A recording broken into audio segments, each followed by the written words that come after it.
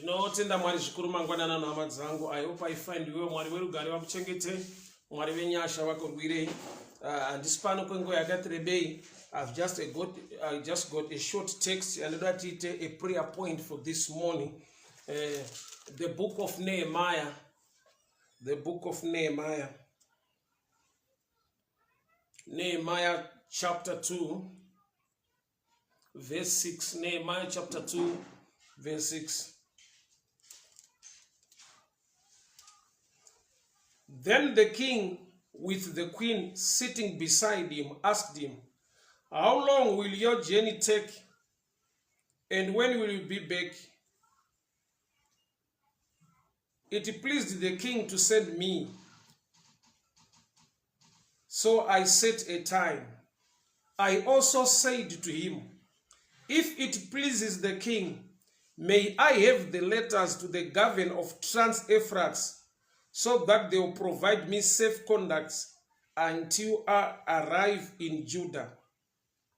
And may I have a letter to Asaph, keeper of the king's forest, so that he will give me timber to make beams for the gates of the citadel by the temple, for the city wall and for the residence I will occupy." Murume anonzi Nehemiah ari kukumbira kuna mambo kuti adzokere andovaka rusvingo rweJerusarema rwanga rwaputsika. Asi ane chinhu chaakumbirisa pano paverse 7.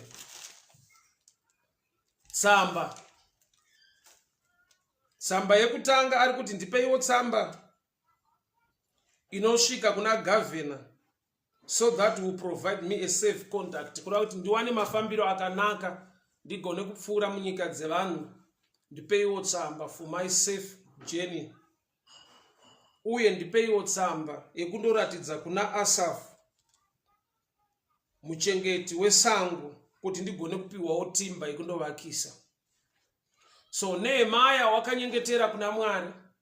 Mwari vakamuwanira nyasha.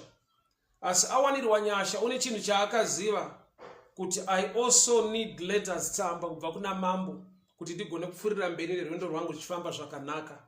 So he asked for letters from the king. Zvakadaro kuti wakumbira tsamba, wapiwa tsamba, ari kuenda kundoita basa, zviri registered, zviri kuzikanwa namambo.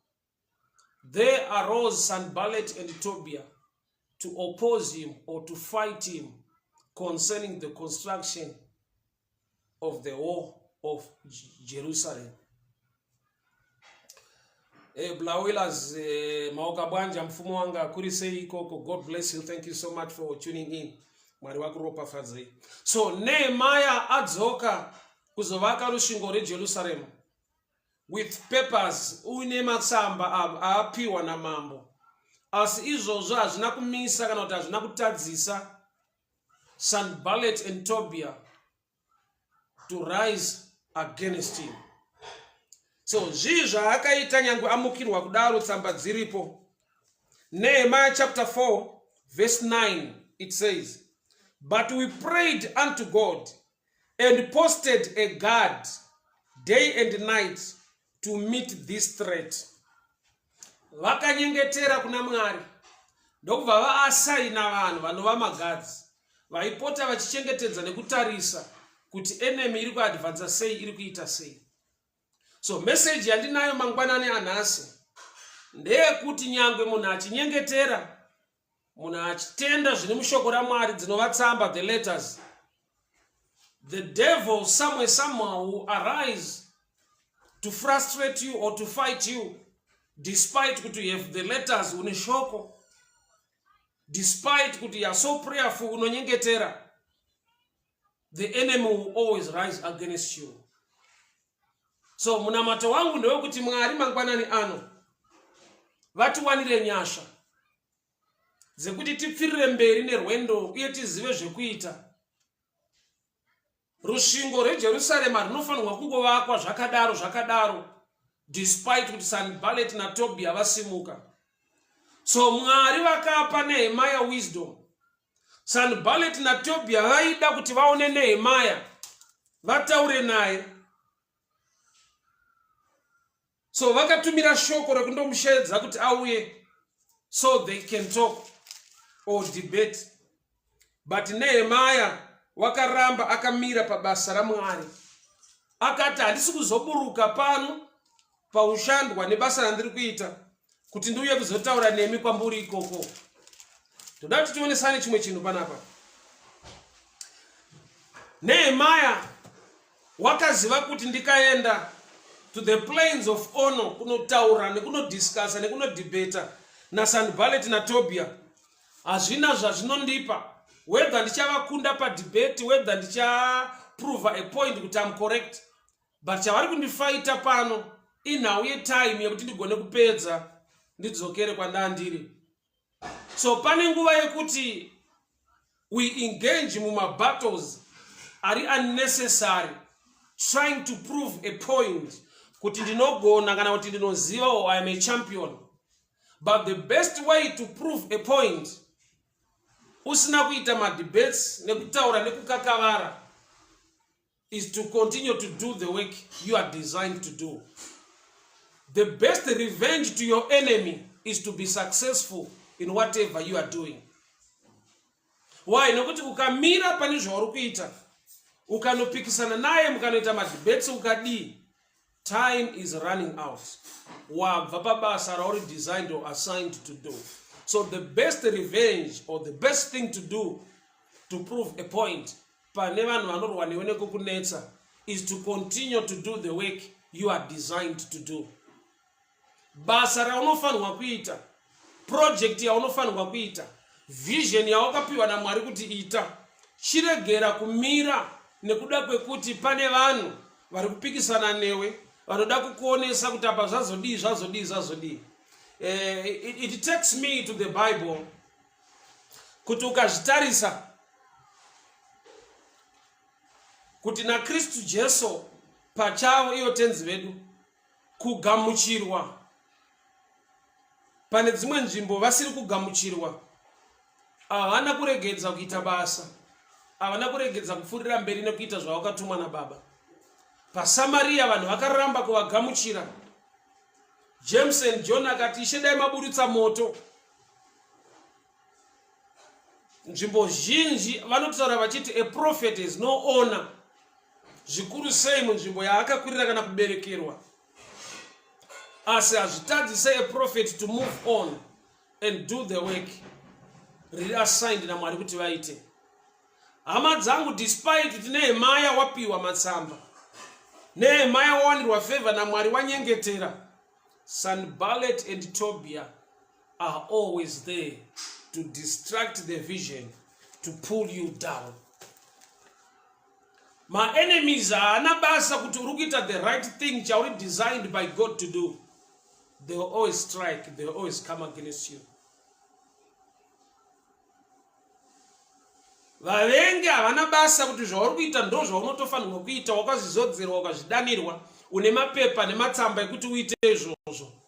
They will always come to distract you pabasa rako. So Bible rati Sanballat naTobia yangu vamukira Nehemiah. Nehemiah ane chinhu chaakagona kuita. Akati we will engage in prayer and we will also assign people to guard against this threat. Basa rakapfuurira mberi rekuvaka. Basa rakapfuurira mberi nekuti Nehemiah wakaramba une vision, wakaramba uine focus. Haana kuzvitsvaka kuti vakomana vari kudei, vari kuti kudii, pfungwa yavo yakamira sei pabasa raMwari. Iye wakangoziva kuti there is no need to go down to the plains of honor to discuss and prove a point against Sanballat and Tobiah. But what I need to do is to continue to do the work. Kana uri mushumiri ramba uchishumira. Kana uri muvaki ramba uchivaka. Kana uri muimbi ramba uchiimba. The best way to prove a point is to continue to do what God has assigned you to do. The best way to prove a point against your enemy is to be successful in whatever you are designed to do. Havana basa kuti you have obtained the letters from the king. Nehemiah wakapiwa tsamba namambo. But even animal valid letters, Sanballat and Tobiah were there to stand against you. Saka handizondi kutarana nemangwanani anu. Pane nguva yekuti munhu unonetsekana kuti sei vanhu vachindimukira, yet I'm doing the right thing according to the scriptures, according to the word. Zvinoita kana Ishe Jesu vakava nevanhu vakavamukira vasingavagamuchire, the same with us. Okay, I need to read Nehemiah chapter 6 verse 2. Sanballat and Geshem sent me this message. Come, let us meet together in one of the villages on the plain of Ono. But they were searching to harm me. So I sent messengers with a reply. I'm carrying on a great project. I cannot come down. I'm carrying out a great project. I cannot come down. Ukakoshesa basa ra Mwari. Ukakoshesa vision yakaiswa na Mwari mauri. There is no need kuti uburukire kubanire Ono to discuss and prove a point to Sanballat and Geshem, to Sanballat and Tobiah. Why? Ukaenda ikoko kano we debate ilos. Why? Wabitwa pa time, wabviswa pa vision, wabva pa focus. Saka zvanzi na Nehemiah handina kuenda ikoko. Nekuda kwekuti ndakaziva kuti what I'm doing is a great work. Ndine tsamba dzekuita basa iri. Ndine nyasha dzandakapiwa naMwari kuti ndiite basa iri. Saka kwamuri kundida to prove a point, kwamuri kundida tiite madebates nekudii, there is no need for me to be there. Tine vazhinji valuza focus muupenyu nekuda kwekuti they try to prove a point zvichida pa social media. Tine vazhinji valuza focus muupenyu vabva pa vision, pa assignment yakaiswa naMwari muupenyu nekuda kwekuti kune kutaura kwevanhu kwava distract, kwavabvisa zvokuti vaenda kunoita madebates kunoprova a point. Vari ikoko whether unonzi wawina debate racho waprova a point, but time is running out. Imagine you are an evangelist, you are a pastor, you are an apostle, you are a prophet of God, assigned by God to do the work of an apostle or of an evangelist. Then somebody comes into your life. Obvata iwa the way maparidziro ako asiriwo yanombokuonesa nekudini. Correction is good, but beware of people who try to correct you even when you are correct. Wisdom dzinodzidzisa kuti pane nguva yekuti uri kurayira munhu, uri kutaura nemunhu uchimuonesa zvinhu zviri correct, iyo woita nharo. Haukurudzirwe kuramba uchiita nharo. Why? Nekuti kune vanhu vanoedza kukudzidzisa nekukuudza zvekuita iwe uchiita zvawakatoudzwa naMwari, but iwe usingavaitire zvakanaka. It reminds me Judges chapter 14 verse 4. Samson ane musikana waawana waari kuti kuvabereki vake ndiperekedzei ndamuda ndoda kumuroora. Vabereki vake they tried to correct him. They were not allowed to intermarry with other tribes. Deuteronomy 7 verse 3. But Judges 14:4, for his parents did not know that it was of the Lord, who was seeking an occasion to destroy the Philistines. So there are times yekuti unenge uri right, and you find people who bring a scripture to you. Yet what you are doing, you are correct. Uri kufamba ne vision net the mind of God. But some people are sitting in that level yekunzwa Mwari nekuziva kuti Mwari vanoda kuti uite, they will come to correct you. Kuna chiri so challenging chekuti somebody who try to correct you when you are correct. uri right, somebody anotry kukuonesa achiti hazvisirizvo, yet you are all that sure kuti Mwari vari kuda kuti zvinhu zviitwe. Sanballat and Tobiah, Sanballat and Geshem vanyora tsamba kuna Nehemiah kuti come down to the plains of Ono, uya kubani kunzvimbo yeOno, timbokurukura timboonesana pamusoro pebasa rauri kuita. Iye ndokubva ati I will not come down because I'm doing great work. Mai kufa kwedekwe, may the good Lord bless you. Thank you so much for tuning in. Mwari wakuitire nyasha zvikuru. So happy to see you online. A blessed morning to you. Embima Esera, a good morning to you. Mainoku, a blessed morning to you. Loveness Elijah, may the good Lord bless you. Nehemiah wakawana tsamba from the king. Akawana favor pamberi pa Jehovah. Akadzokera ku Jerusalem akundovaka rusvingo. Ari kuita the right work. Ari kuita zvaanofanirwa kuita. Zvaazodzerwa akapiwa nyasha naMwari kuti aite. Ane tsamba dzekuita zvinhu izvozvo. But pane vanhu vanoti imbomira, come down, let's talk. Distraction iri kuuya muupenyu hwake. Iri kuuya nevanhu vanenge vakarongeka, vanenge vane protocols dzakanaka, vanotonyora matsamba, just come down, we need to talk. Hama dzangu, chinhu chinonzi nguva chinokosha pakuitwa kwezvinhu. Saka shoko richiti chimwe nechimwe chine nguva yacho. Tiri assigned, tiri appointed for a certain time and a certain season. So ukatendera mweya wekuti uswere uchiita nharo nemadebates, waburuka pagreat war pakuita basa. Even ukaenda to the land or to the plains of Ono, ukanoita discussion na Sanballat and Tobiah, ukaita sekunge wawakunda une zvawagona, still ilosi wakundikana nekuda kwekuti time yawaifanirwa kupedza kuvakwa kwerusvingo nevanhu vavaifanirwa kubatsira nekuseva hauchagona kusangana nenguva yacho. Time ikarasika ine dambudziko rekuti hairikavhike. Time ikarasika yawaifanirwa kuita chinhu chimwe nechimwe chakanatswa mukati menguva yacho.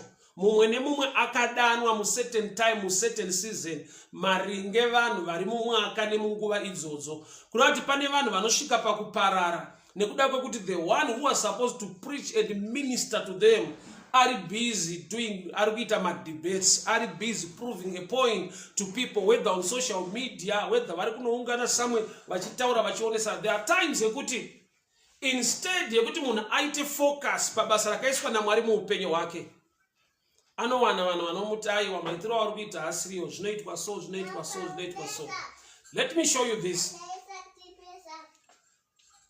Mushoko raMwari, vanhu vaidanwa naMwari kuita basa havana kuita with the same style, but vakaita with the same purpose.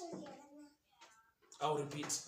Vanhu vari kudanwa kuita basa naMwari mushoko raMwari havana kuita with the same style or with the same art, but vaita with the same vision to please the master. Vaita with the right reason to win souls, to advance the kingdom of God. So chisingafanane I style, chakafanana I purpose. I will give you an example. Kana ari Gideon kurwa kwaakaita kuti adeliver hama dzake from the book of Judges chapter 7, zvakasiyana nekuoperata nekuita kwaiita Samson. Kana ari Peter wakawanirwa nyasha dzekuti vanhu vaitsika nyangwe neshadow yake vachiporeswa.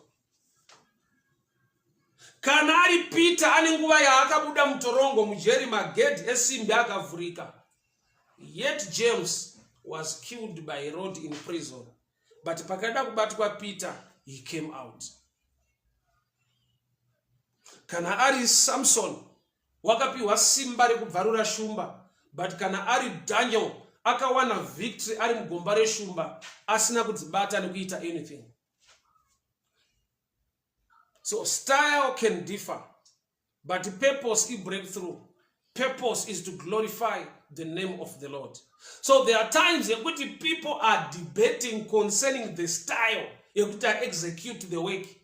Vasina understanding yekuti the purpose ndio ine much value. Mwari vachidana munhu kuti aite basa, vane chiri unique chavakaisa mumunhu iyeyo, nokuti hakuna munhu nyangwe ari mushumiri anova a photocopy of another preacher. You can be inspired, you can love a preacher, you can be mentored by him, but you are unique. You are called for a unique ministry. The purpose inofanana, to win souls, to advance the kingdom of God, to deliver the people of God. But the style to execute the work differs. Nekuda kwekuti Mwari vane zvikonzero. Munoziva here hama dzangu kuti Ishe Jesu pakudana the 12, even pakutuma 70 or 72, nyaya iripo ndeyekuti kune vanhu vasingagone kugamuchira John asi vanogona kugamuchira James. Kune vanhu vasingagone kugamuchira Thomas asi vanogamuchira Bartholomew. Kune vanhu vasingagone kugamuchira Luke asi vanogona kugamuchira Matthew. Vhangeri ravainaro riri raJesu, but ushumiri hwavo hwavanosvitsa kuvanhu kuti ugamuchirike hune chekuita nearea dzavari kuenda. People of God, hear me very well.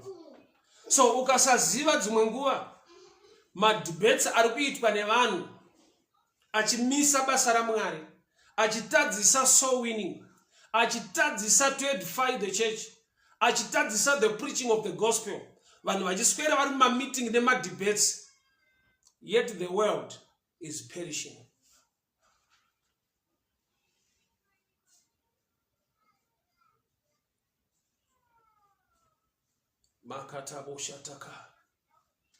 Let me show you something.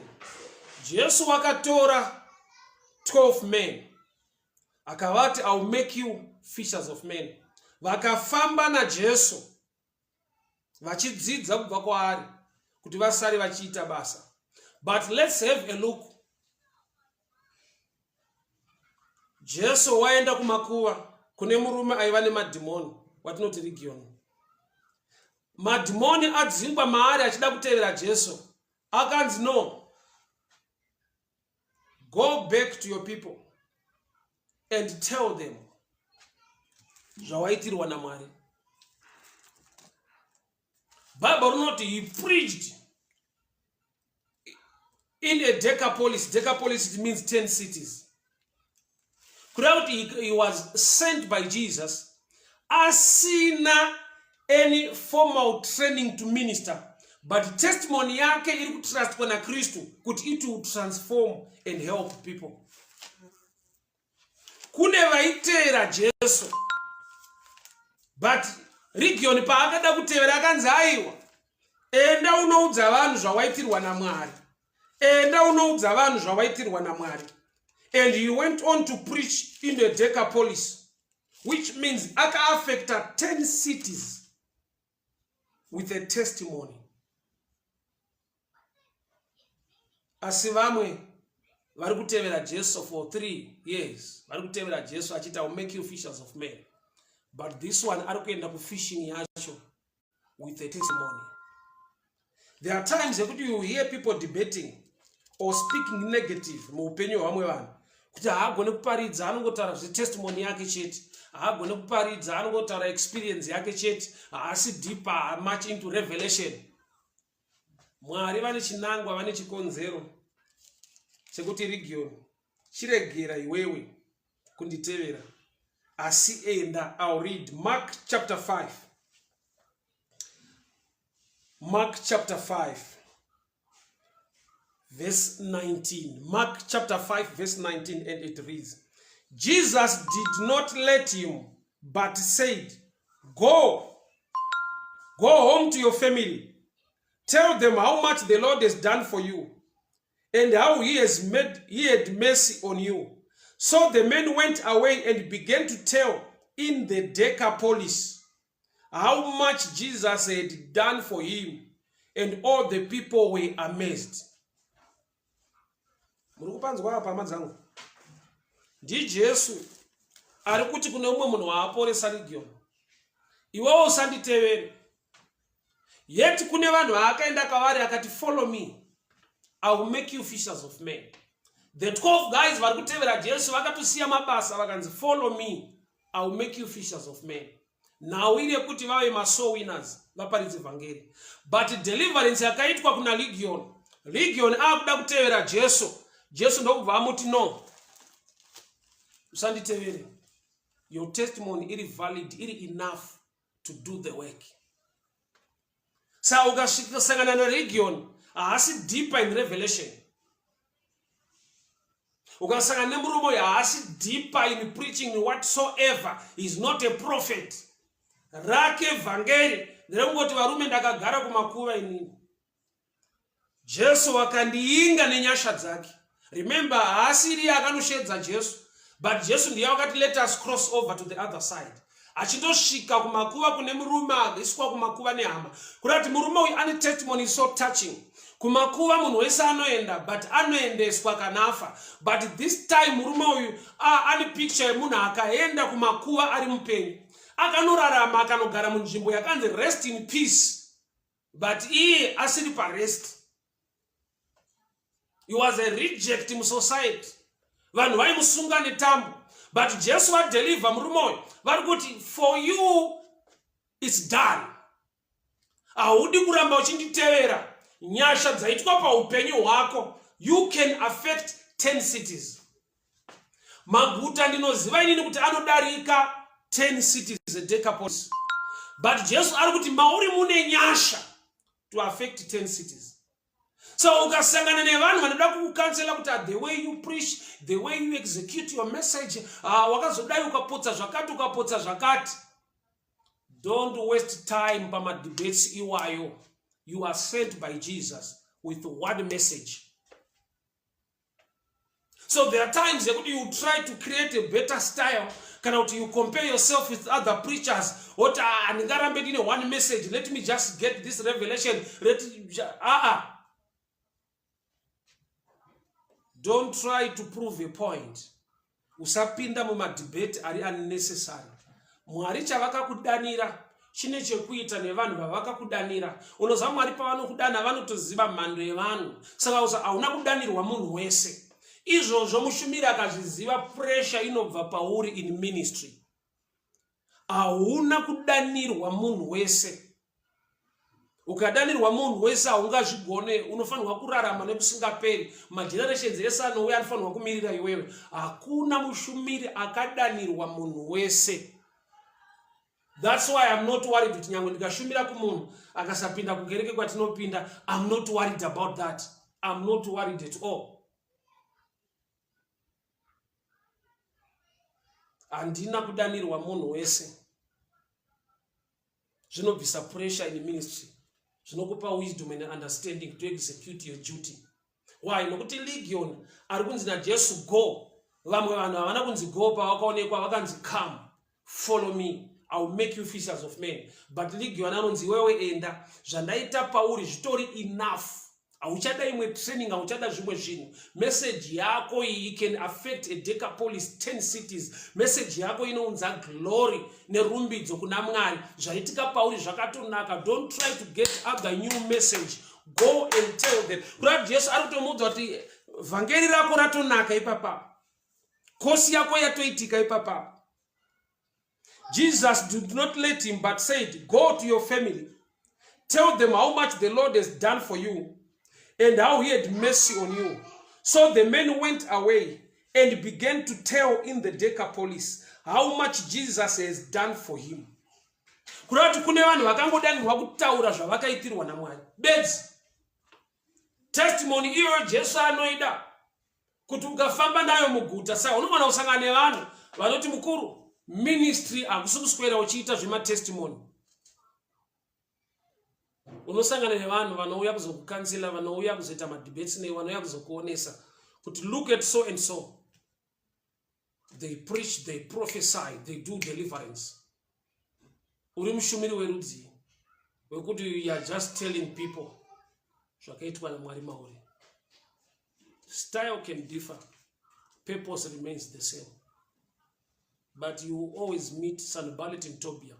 Even une matsamba, even watumwa warairwa na Mwari, nyasha dziripo, mambo vakupa tsamba, kune vanoti imbobva ikoko. But iwe gona kukoshesa, kutaura kwa Mwari gona kukoshesa basa ra Mwari. So Nehemiah akati, I'm doing great work. I will not come down. Usaburutswa babasa rakakura uri kuita. Vasingarigamuchire ndizvozvo, vanorigamuchira variko. Saka Mwari vakatoisa nyasha dzacho pauri dzekuita zvauri kuita izvozvo, vanozvigamuchira variko. Munoona nemwe nguva Jesu uchituma vadzidzi vake, unotovati pindai muguta, kana magamuchirwa pindai mumusha, kana musina kugamuchirwa bvisai shangu dzenyu mugume shangu dzenyu mupfurire mberi. Zvinotozikanwa kuti kune area dzausingagamuchirwe. Don't try to force it. Kune nzvimbo dzaunogona kushayiwa welcome, iyo wakatumwa naJesu wacho. People of God, hear me very well. Legion deliverance yaitwa, he affected 10 cities at Decapolis. Somebody anogona kuya kwaari ne teaching how to affect 20 cities, how to affect nations. Variko vakadanirwa nations, variko vakadanirwa 20-50 cities. But this man testimony yake, he was just designed. He was a saint to the family, to the town, to the Decapolis. So akasangana navo vanhu vanoda kumukansela nekuda kumuonesa nekumudii. Akaenda ikoko kumasemina iwayo. There are people who die vasina kusangana nezvaitirwa naMwari, vasina testimony inovabhiuda saiyoyo. Anoenda kumadebate anonowina, but adzoka aita loss per time. Shoko randinaro mangwanana nhasi nderekuti don't lose focus. Hatina kufanana. Don't try to compare yourself to somebody. Hausi photocopy yeumwe preacher, hausi photocopy yeumwe munhu pakuita zvinhu. Ziva nyasha dzakaiswa naMwari. Sanballat naTobiah zvekuprova a point. Nehemiah anoti, I will not come down. So kushoko randinaro mangwanana nhasi. Usaburuka. Usadzika kuenda kunoita nharo dzisina nebasa. Ziva kuti assignment nebasa rakaiswa naMwari mauri rinokosha. Ndomune protection, ndomune blessing, ndomune favor yako. Usanetseka kutsvaka kugamuchirwa muarea usina kudanirwa. Usanetseka pakuona pakuva nemind yecompetition kuti vamwe vari kuzviita sei, vari kugona sei. Just be like this man. Hauna kudanirwa madebates, wakadanirwa kwapiwa nyasha dzekuvaka rusvingo reJerusarema. So keep your focus.